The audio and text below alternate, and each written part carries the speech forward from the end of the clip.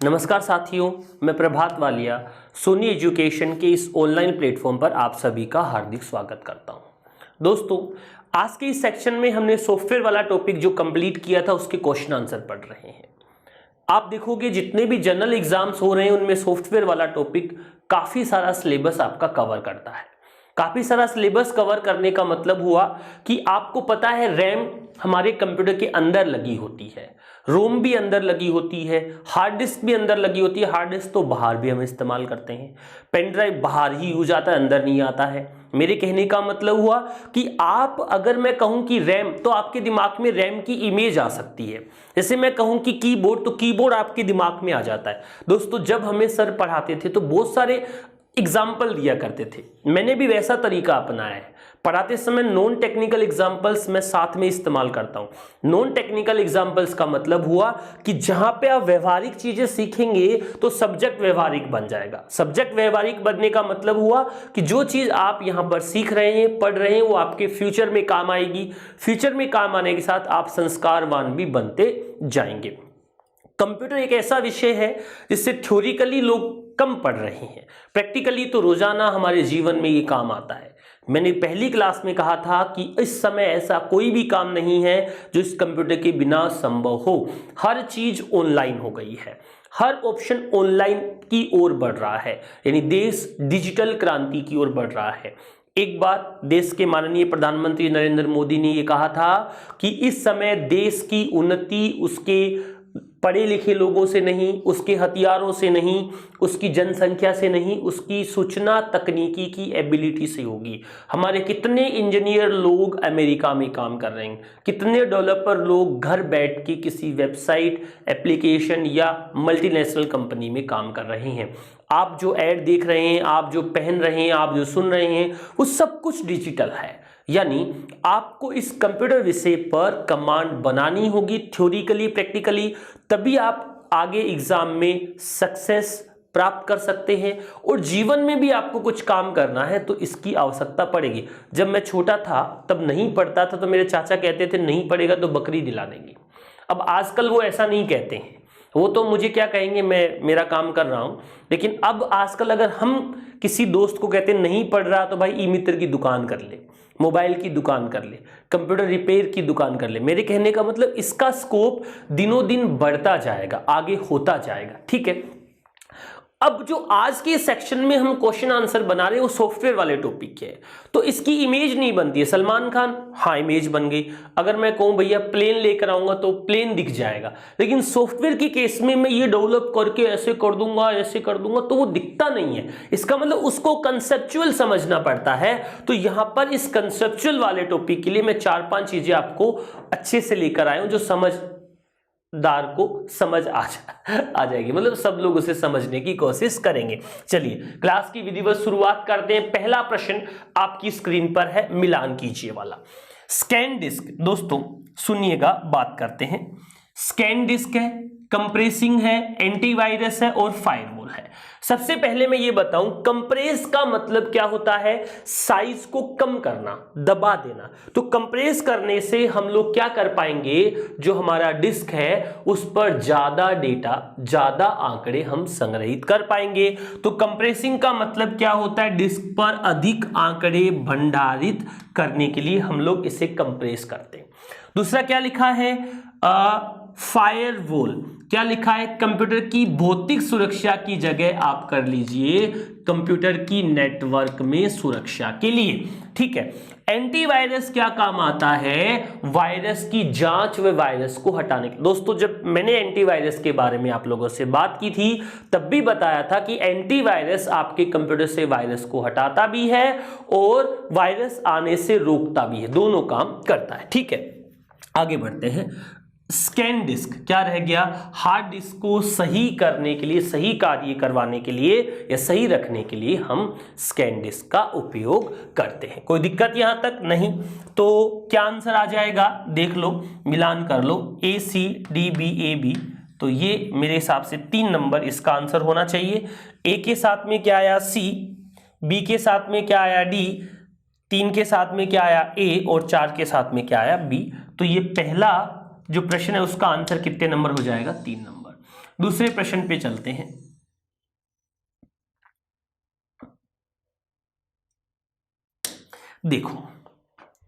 देखो मैंने इस प्रश्न को थोड़ा ज्यादा घुमाने की कोशिश की है, और जो चीजें मैं आपको यहां पे करा रहा हूं, आप अपनी कॉपी पहले वाला पेज पलट के देख लेना। जो अभी अभी हमने लास्ट में यूटिलिटी सॉफ्टवेयर वाला सेक्शन खत्म किया है, वहां पर इन सब के बारे में मैंने डिस्कस करने की कोशिश की है, आपको समझाने की कोशिश की है, जिससे आपको ये सारी बातें समझ आ जाए। क्या लिखा है देखो, file management, restore program, disk defragmenter, Windows Explorer. मैं रिस्टोर प्रोग्राम की बात पहले बताता हूं। रिस्टोर प्रोग्राम क्या होता है? बैकअप लेना, उसे वापस लाने से संबंधित रिस्टोर होता है। मैंने थोड़ी देर पहले डिस्कस किया होगा आपसे कि अगर बैकअप का मतलब जाने, रिस्टोर का मतलब जाने, तो हम थोड़ा आगे भी पढ़ेंगे कि रिसाइकिल बिन में डिलीट की गई फाइल रहती है और उसे वापस लाना भी रिस्टोर कहलाता है। एक और, हम किसी चीज को एक जिसकी ओरिजिनल जगह है उसके अलावा दूसरी जगह पर संग्रहित कर लेते हैं, उसे बैकअप कहते हैं, और जो बैकअप लिया है उसे वापस उसकी जगह पर लाना भी रिस्टोर कहलाता है। कुछ रिस्टोर के 2-3 अर्थ हम लोग कंप्यूटर में अलग अलग इस्तेमाल करते हैं। तो बैकअप लेने से संबंधित जो काम है वो रिस्टोर है। अच्छा, डिस्क डीफ्रेगमेंट क्या काम आता है? हार्ड डिस्क को गतिशील बनाए रखने के लिए, अच्छे से कार्य करवाने के लिए हम इसका डीफ्रेगमेंट का यूज करते हैं। ये जो खाली स्पेस होते हैं उनको मैनेज करने का काम करता है। अच्छा, फाइल मैनेजमेंट फाइल व फोल्डर को व्यवस्थित करने के लिए यूज में ली जाती है। अब ये जो विंडोज एक्सप्लोरर बचा, तो आपको लग रहा होगा सर मेमोरी मैनेजमेंट टेक्निक होगा। ऐसा कुछ भी नहीं है, इसे मेमोरी मैनेजमेंट टेक्निक का कोई रोल नहीं है, ये किसी के साथ नहीं जुड़ेगा। ये जो यहां पर विंडोज एक्सप्लोरर दिख रहा है, ये भी आपके फाइल और फोल्डर को व्यवस्थित करने की एक क्या होता है मित्रों? टेक्निक होता है। तो BCAB ये 3 नंबर इसका भी आंसर हो जाएगा। कोई दिक्कत वाली बात नहीं है। चलिए आगे बढ़ते हैं अगले प्रश्न की ओर। देखो मिलान कीजिए वाले सवालों को मैं अच्छे से आप लोगों को समझाने की कोशिश कर रहा हूं, जिससे आपको सारी बात समझ आ जाए। दोस्तों, जब मैंने आपको ऑपरेटिंग सिस्टम की बात की थी, प्रोसेसिंग सिस्टम के बारे में बताया था, तो मैंने 2-3 बातें की थी। 2-3 बातों में सबसे पहली बात मैंने बताया था कि प्रोसेस क्या होता है। जो भी हम काम कर रहे होते हैं वो प्रोसेस होता है। किसी भी काम को करने के लिए हमें रिसोर्स की जरूरत पड़ती है, संसाधनों की जरूरत पड़ती है। यानी भाई किसी को इनपुट के लिए कीबोर्ड चाहिए होगा, स्टोर के लिए मेमोरी चाहिए होगी, आउटपुट के लिए प्रिंटर की स्क्रीन चाहिए होगी। इन सभी को मैनेज करना, हर एक प्रोसेस को डिवाइस देना, ये ऑपरेटिंग सिस्टम की कर्नेल की पहली जिम्मेदारी होती है। ठीक है, ये बात हमने की थी। 2 प्रकार की प्रोसेस का हम लोग इस्तेमाल करते हैं, ये भी हमने डिस्कस करने की कोशिश की थी। पहली प्रोसेस का नाम क्या होता है? बैकग्राउंड प्रोसेस, और दूसरी प्रोसेस का नाम क्या होता है? Foreground process.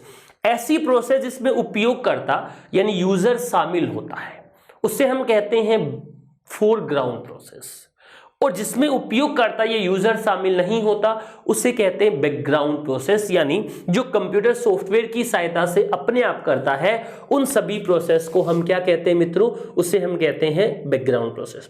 अब मेरी बात को समझना, इतनी बातें क्यों कर रहा हूं। देखो, कोई कहता है घर में पापा की चलती है, कोई कहता है मम्मी की चलती है, कोई कहता है मामा की चलती है। अब मैं इसी तरह कहता हूं कि कंप्यूटर में किसकी चलती है? कंप्यूटर में चलती है प्रोसेसर की, ऑपरेटिंग सिस्टम की। ये दोनों मिलकर पूरा काम करते हैं। ऑपरेटिंग सिस्टम एक प्रकार का सॉफ्टवेयर होता है और प्रोसेसर एक प्रकार का हार्डवेयर होता है। ऑपरेटिंग सिस्टम हर काम को करने के लिए प्रोसेसर को निर्देश देता है, लेकिन प्रोसेसर तो एक ही काम करेगा, काम बहुत सारे हैं।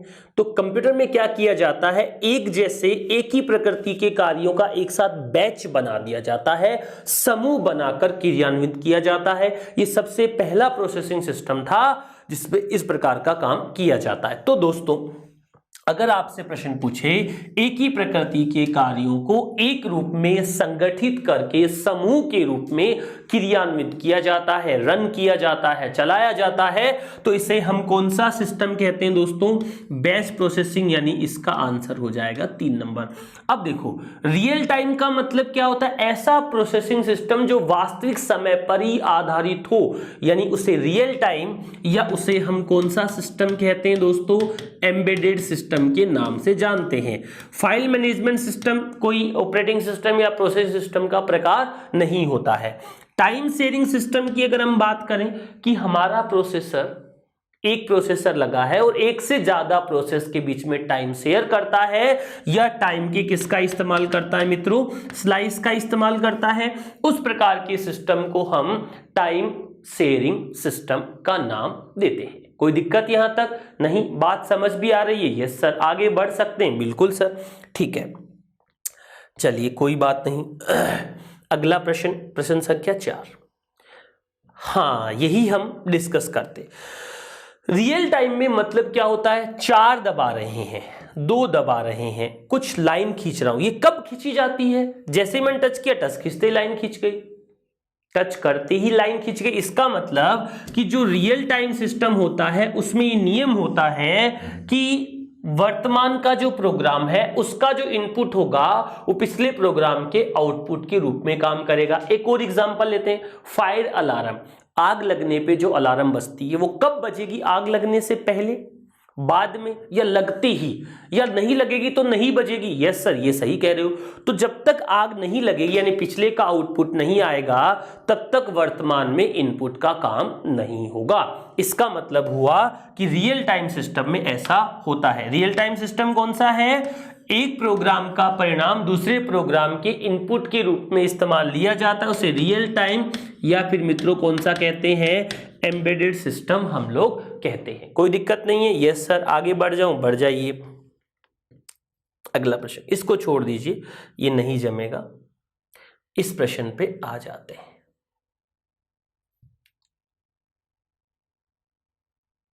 ठीक है, देखो थोड़ी टेक्निकल बात भी यहां पर हमें करनी है, क्योंकि इस सॉफ्टवेयर वाले टॉपिक से जस्ट पहले हमने मेमोरी, हार्डवेयर, प्रोसेस यूनिट सबके बारे में डिस्कशन किया था। उन्हीं चीजों को अपन यहां लेके चल रहे हैं। सिम्स होता है, SIMS। सिम्स का मतलब होता है कि जिस जगह पर जो स्लॉट होता है जिसमें हम रैम लगाते हैं उस स्लॉट को सिम्स कहते हैं। क्या लिखा है? मदरबोर्ड पर बना वह भाग जहां पर रैम को इंसर्ट किया जाता है।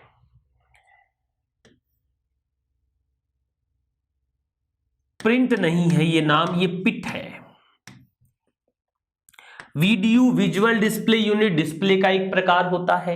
ये पिट क्या होता है? जब आपको मैंने मेमोरी के अंदर CD, DVD, BRD पढ़ाई थी तो बताया था कि वहां पर एक 0 होता है, एक 1 होता है। ऐसा स्थान, ऐसी जगह जहां पे 1 लिखा होता है उसे हम क्या कहते हैं? पिट उभरा हुआ होता है। नीचे वाला होता है उसे हम क्या कहते हैं दोस्तों? लेंस कहते हैं। ठीक है मेरी बात? तो पिट किससे संबंधित है? CD और DVD से संबंधित है। ड्राइव का मतलब होता है क्या? हार्ड डिस्क से संबंधित। C drive, D drive, E drive, उसके जो पार्टीशन होते हैं डिस्क के उसे हम इसमें शामिल करते हैं। तो आप उसके हिसाब से मिलान कर देना।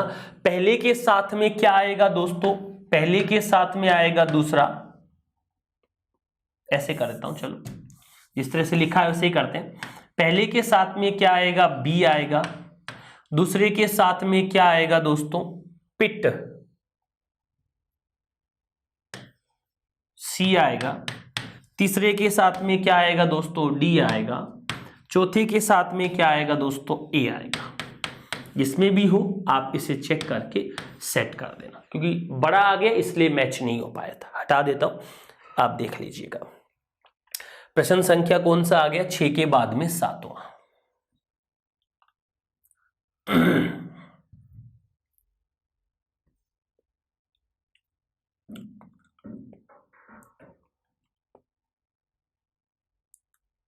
क्या कह रहा है? प्रश्न को सुनिएगा।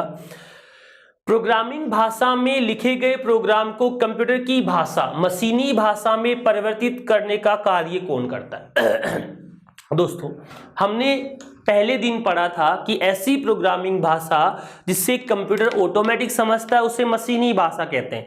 कंप्यूटर की भाषा मशीनी होती है, डिजिटल होती है, बाइनरी होती है, उसे अपन लो लेवल प्रोग्रामिंग भाषा भी कहते हैं। और जिस प्रोग्रामिंग भाषा में प्रोग्रामर प्रोग्राम बनाता है उस प्रोग्राम को हम सोर्स कोड का नाम देते हैं और उसे हम हाई लेवल प्रोग्रामिंग भाषा कहते हैं। तो किसी भी उच्च स्तरीय भाषा को लो लेवल भाषा यानी मशीनी भाषा में अनुवादित करने के लिए प्रोग्राम्स की जरूरत पड़ती है। एक प्रोग्राम का नाम क्या है यहां पर कंपाइलर, दूसरे प्रोग्राम का नाम क्या है इंटरप्रेटर। ये दोनों ये काम कर सकते, यानी किसी भी उच्च स्तरीय भाषा को मशीनी भाषा में बदलने का काम कौन कर सकता है, कंपाइलर भी कर सकता है, इंटरप्रेटर भी कर सकता है, दोनों कर सकते हैं मित्रों। इसका मतलब क्या हुआ कि कंपाइलर और इंटरप्रेटर दोनों के दोनों ये काम कर सकते हैं। अगर मैं इनके बारे में आप लोगों को समझाऊं और बताऊं तो ये कह सकता हूं कि ये पूरे प्रोग्राम को एक साथ बदलता है, एक साथ चेंज कर सकता है। और ये कैसे करता है दोस्तों, ये आपका लाइन टू लाइन ऐसा करता है। यहां तक बात समझ आ रही है? Yes sir. आगे बढ़ सकते हैं? बिल्कुल सर। चलिए कोई बात नहीं। अगला प्रश्न संख्या कौन सा है दोस्तों? 8। निम्न में से यूटिलिटी सॉफ्टवेयर का उदाहरण कौन सा है?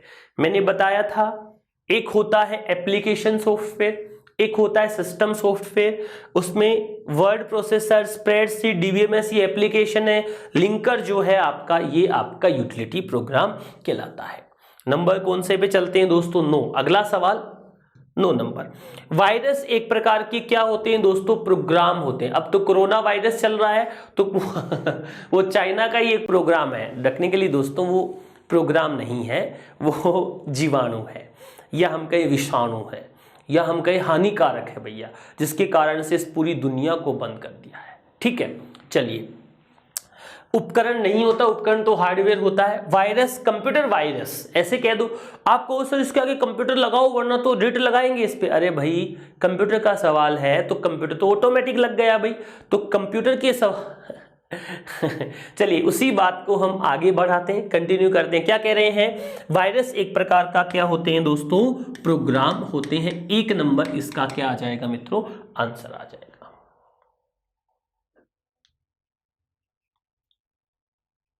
कहां पे चलें? 10 नंबर पे। डिस्क फ्रेगमेंटर को कहा जाता है। फ्रेगमेंट का मतलब क्या होता है? खाली स्पेस। उसे मैनेज करने के लिए किसका इस्तेमाल करते हैं हम लोग? डिस्क फ्रेगमेंटर का इस्तेमाल करते हैं। एक बार स्क्रीन पर देखना, थोड़ा ध्यान देना, मैं कुछ समझाता हूं। ये क्या काम करता है? जैसे आपने एक फाइल बनाई 4-5 लाइनों की, उसको आपने कहीं पे स्टोर किया, लोकेशन मान लेते हैं ए है। फिर आपने कल आकर इस फाइल को वापस खोला तो अब यहां ए के पास जगह नहीं होती है, तो इस फाइल को कौन से एड्रेस पे जाके सेव कर देता है? बी एड्रेस पर। अगली 4 लाइनें इसके अंदर बी एड्रेस से जुड़ जाएगी। फाइल ये की है आपकी, ऐसे 4 लाइन अलग जुड़ गई। फाइल का नाम डाल देता हूं रवि। अब क्या समस्या आई हम लोगों को, क्या परेशानी आई? जो रवि नाम की फाइल है वो 2 जगह पर सेव कर रखी है। बाद में अगर हम इस डिस्क मैनेजमेंट टूल, इस डीफ्रेगमेंटर को चला देते हैं तो कंप्यूटर एक सी लोकेशन पर जाकर इन सभी फाइलों को, इस एक फाइल को, मतलब इन दोनों फाइलों को एक लोकेशन पर सेव कर देता है। इससे समय बचता है, स्पीड हाई रहती है। अब अपने कंप्यूटर में तो अपन सर्वर के रूप में इस्तेमाल नहीं करते हैं, लोड धीरे भी हो फर्क नहीं पड़ता, लेकिन बड़ी बड़ी कंपनियां या बड़े बड़े एप्लीकेशन जो सर्वर के रूप में काम करते हैं, ज़्यादा इस्तेमाल में ले जाते हैं, उनके लिए इन सारे शब्दों का बहुत महत्व रहता है। तो आंसर क्या आएगा इसका दोस्तों? इसका आंसर आएगा डिस्क मैनेजमेंट टूल। आगे बढ़ रहे हैं अगले प्रश्न की ओर। प्रश्न संख्या कौन सा आ गया? 11। वायरस खराब कर सकते हैं। वायरस क्या क्या चीजें खराब कर सकते हैं? इस समय तो कोरोना वायरस ने सभी का जीवन ही खराब कर दिया है। सारे काम धंधे, सारी इकोनॉमी, सारी करेंसी चौपट हो गई है। क्या आंकड़े खराब कर सकते हैं? क्या हाँ?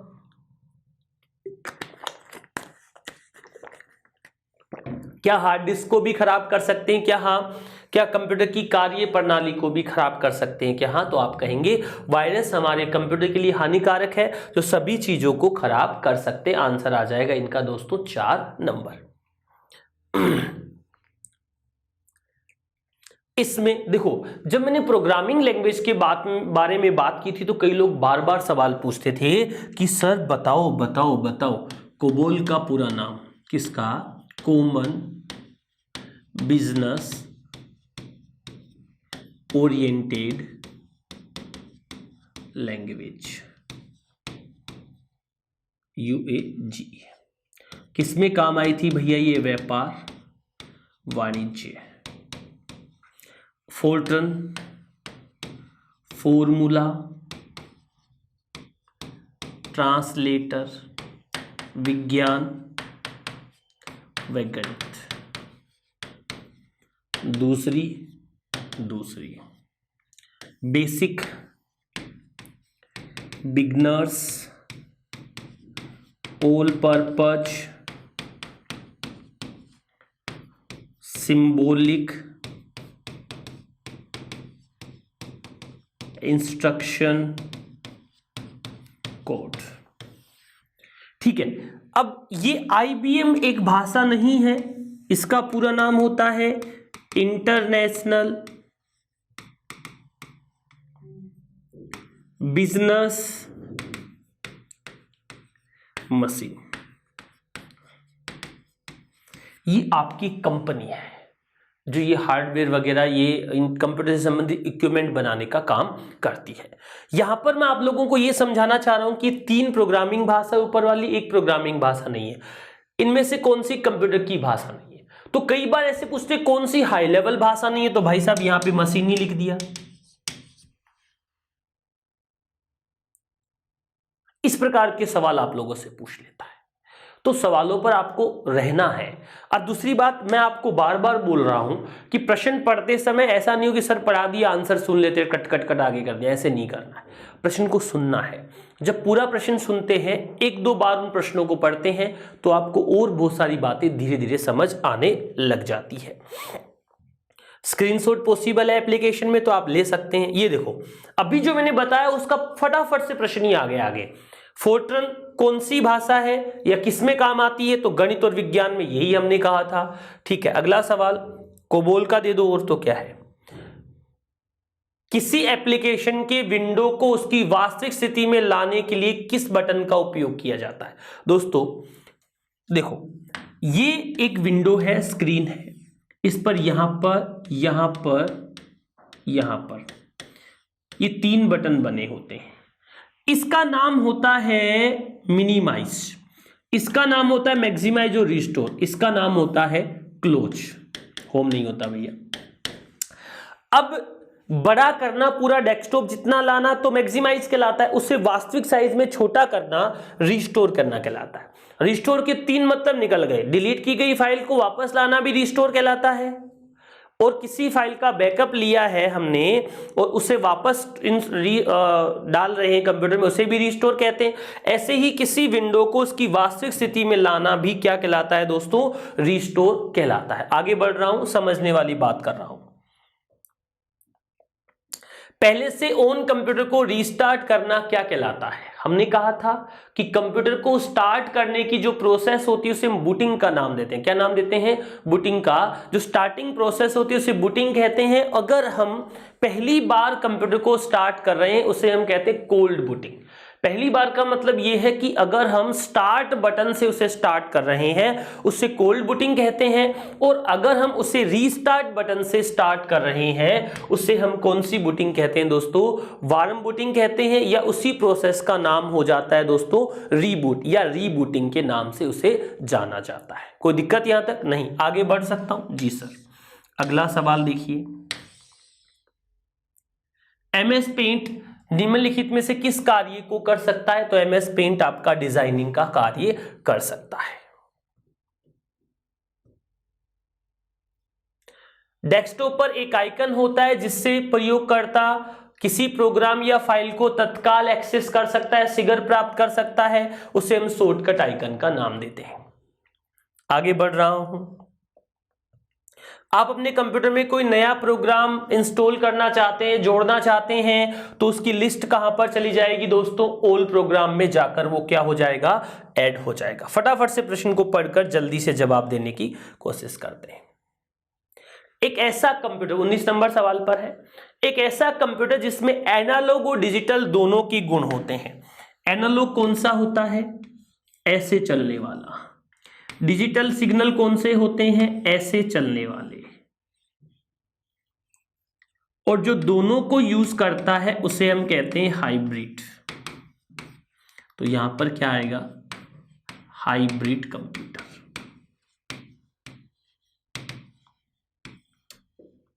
ऐसा कंप्यूटर जिसमें एनालॉग की तरह काम करने की क्षमता होती है, डिजिटल की तरह भी काम करने की क्षमता होती है, उसे अपन किस नाम से जानते हैं? हाइब्रिड के नाम से जानते हैं। कंप्यूटर की स्क्रीन पर दिखाई देने वाले ऐसे चित्र होते हैं जिनके द्वारा माउस या किसी अन्य पॉइंटिंग डिवाइस के सहारे किसी कंप्यूटर प्रोग्राम को क्रियान्वित किया जाता है या उसे देखा जाता है, तो उन्हें हम क्या कहते हैं? आइकन कहते हैं। आइकन पर क्लिक करके ही तो किसी प्रोग्राम को ओपन करते हैं, देखते हैं। अब देखो, वन वर्ड सवालों में मजा इसलिए आता है कि ऑप्शन तो है नहीं, तुक्का मारने में जोर आएगा, देखना पड़ेगा अच्छे से। क्या कह रहा है? इनपुट की क्रिया करने वाले अर्थात निर्देशों को कंप्यूटर में डालने वाले डिवाइस क्या कहलाते हैं? सभी को पता है क्या कहलाते हैं? सॉरी, इनपुट डिवाइस कहलाते हैं। कौन से डिवाइस कहलाते हैं? इनपुट डिवाइस कहलाते हैं। दोस्तों, घुमाकर अगर पूछा जाए तो क्या कहेंगे? सूचनाओं को, चलो सूचनाओं को अगर टेक्निकल नहीं लग रहा है तो डेटा को कंप्यूटर के समझने योग्य बनाते हैं। डेटा को कंप्यूटर के समझने योग्य बनाते हैं। जो डेटा हमने दिया है उसे कंप्यूटर के समझने योग्य बनाने का काम कौन करता है दोस्तों? इनपुट डिवाइस करते हैं। समझने योग्य की जगह ऐसे कहूं कि प्रोसेस करने योग्य करते हैं, प्रोसेस करने योग्य बनाते हैं, उसे हम कौन सा डिवाइस कहते हैं? इनपुट। इसे उल्टा करते हैं कि प्रोसेस किए गए डेटा को यूजर के समझने योग्य बनाते हैं, तो क्या कहेंगे? Output device. प्रोसेस किए गए डेटा को यूजर की भाषा में बदलते हैं, यूजर के फॉर्मेट में बदलते हैं, वो भी आउटपुट डिवाइस कहलाएंगे। ठीक है, कोई बात नहीं। अगला, एक प्रकार का सॉफ्टवेयर है जो उच्च स्तरीय भाषा को निम्न स्तरीय भाषा या मशीनी भाषा में परिवर्तित करने का कार्य करता है। दोस्तों, ये काम एक तो कंपाइलर कर सकता है। कौन कर सकता है दोस्तों? एक तो कंपाइलर कर सकता है, और यही काम एक आपका कौन सा सॉफ्टवेयर कर सकता है? इंटरप्रेटर। दोनों का यही काम होता है कि जो हाई लेवल भाषा है, उच्च स्तरीय भाषा है, उसे कौन सी भाषा में कन्वर्ट करे? मशीनी भाषा में कन्वर्ट करे। ठीक है, आगे बढ़ सकता हूं? जी सर, बढ़ जाइए। प्रश्न संख्या 23। एक इनपुट डिवाइस है जो मुख्य रूप से वीडियो गेम, रोबोट्स, सिमुलेटर आदि में पॉइंटिंग डिवाइस के रूप में काम आता है। गेम खेलने के लिए जिसका सबसे ज्यादा उपयोग किया जाता है उसे हम कहते हैं दोस्तों जॉयस्टिक। क्या कहते हैं? जॉयस्टिक। और इसके अंदर लगा होता है दोस्तों ट्रैक बॉल। इसलिए कहा जाता है कि जॉयस्टिक जो होता है वो किसके सिद्धांत पर काम करता है? जॉयस्टिक आपका ट्रैक बॉल के प्रिंसिपल या ट्रैक बॉल के सिद्धांत पर काम करता है। ठीक है, यहां तक आगे बढ़ सकता हूं? बढ़ जाइए, कोई दिक्कत नहीं। 23 के बाद कौन से पर आ गए दोस्तों? 24। किसी खास विषय पर यूजर को सामान्य जानकारी उपलब्ध कराने वाला सार्वजनिक स्थानों पर लगाए जाने वाले कंप्यूटर को हम कियोस्क के नाम से जानते हैं।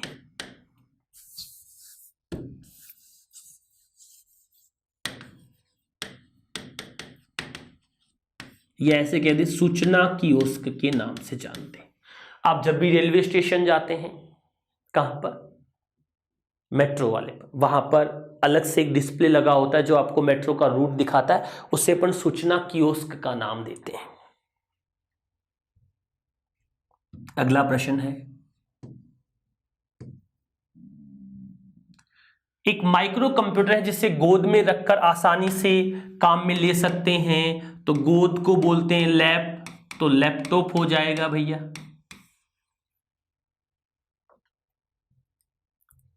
अगला 25 नंबर के बाद 26, खालिस्तान को कमांड चलाने की प्रक्रिया एग्जीक्यूटिंग। किसी को रन करना, चलाना मतलब क्या करना? एग्जीक्यूट करना। 2 नंबर आ जाएगा। दोस्तों, कंप्यूटर अंग्रेजी का विषय है, यानी जिसे थोड़ी बहुत इंग्लिश आती होगी कंप्यूटर में, उसका कोई सवाल गलत होने के चांसेस कम हो जाते हैं। क्यों? क्योंकि कुछ शब्द तो अब अगर अंग्रेजी हिंदी अर्थ जान जाओगे तब भी आपके खत्म हो जाते हैं। चलिए 4 और सवाल, सेक्शन को खत्म करते हैं। शानदार सेक्शन लगा मुझे। आज की क्लास थोड़ा और टेक्निकल हुई। खालिस्तान का मतलब ऑपरेटिंग सिस्टम की एक ही समय में एक से अधिक एप्लीकेशन को चलाने की क्षमता है, मल्टीटास्किंग या मल्टी प्रोग्रामिंग इसे कहते हैं। क्या आंसर आएगा दोस्तों? 4 नंबर। एक प्रोसेसर है, एक से ज्यादा काम कर रहा है, मतलब मल्टीटास्किंग या मल्टी प्रोग्रामिंग है। और एक से ज्यादा प्रोसेसर अगर एक से ज्यादा काम कर रहे हैं, एक ही काम कर रहे हैं, तो इसे बोलते हैं मल्टी प्रोसेसिंग। प्रोसेसर ज्यादा होना मल्टी प्रोसेसिंग, प्रोसेसर एक होना मल्टीटास्किंग या multi programming. 28 number, Khalistan data की आवश्यकताओं का अनुमान लगाते हुए हार्ड डिस्क के निष्पादन या एग्जीक्यूशन में सहायता करता है, इसे कहते हैं डिस्क कैचिंग। कई बार पूछ लेते हैं।